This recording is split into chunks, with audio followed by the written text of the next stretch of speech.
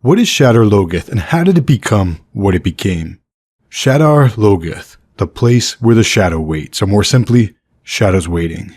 Shadar Logoth is an abandoned city, a broken city, literally and figuratively. There are no animals inside its walls and weeds sprout from cracks in the walls and pavement. More than half the building's roofs have fallen in and walls have collapsed into the streets. There are broken towers and uneven slopes of rubble that may have been the remains of palaces or of entire blocks of the city that once was. A city that used to be called Aridhol. Aridhol is one of the lands that stood against the Dark One from the first days after the breaking of the world. Aridhol was one of the 10 nations that had joined the Second Covenant.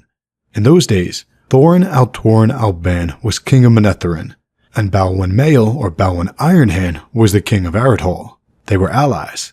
But in a twilight of despair, during the Trolloc Wars, at a time when it seemed that the Dark One would surely conquer, a man called Mordeth arrived at Balwin's court and rose to become second to the king. Mordeth whispered poison into Balwin's ear, and Aridhol began to change. Mordeth counseled Balwin that in order to survive, Aridhol must be harder than the shadow, crueler than the shadow, and less trusting. And in time, Aridhol drew in on itself. It hardened. Aridhol consumed itself. Aridhol's battle cry was, "The victory of the light is all." But those were just words. The actions of the men of Aridhol were dark. Case in point, Thorin's son Kar went to Aridhol to get them to rejoin the Second Covenant, to rejoin the fight against the Dark One. But King Balwin sat upon his throne, a withered shell of the man who he once was.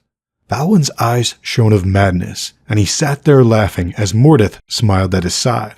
Mordeth claimed that Kar and his embassy were dark friends, and ordered them to be imprisoned, tortured, and executed. They cut off one of Kar's hands, which is how he became known as Kar One Hand. Eventually, Kar escaped the dungeons, and he fled alone to the borderlands, with Mordeth's unnatural assassins at his heels. King Thorin of Manetheren sent an army to Aridhol to avenge his son Kar, but when they arrived, they found that Aridhol's gates had been torn down. There was no living thing inside the walls, but there was something there, something that was worse than death. Mashandar. Mashandar is a manifestation of the suspicion and hate. Mashandar cannot come out in sunlight, but at night, it appears as tendrils of fog. It is mindless, but it can sense food. It feeds on dark friends, Trollocs, animals, and humans alike. That is why men spoke of Aridhol no more.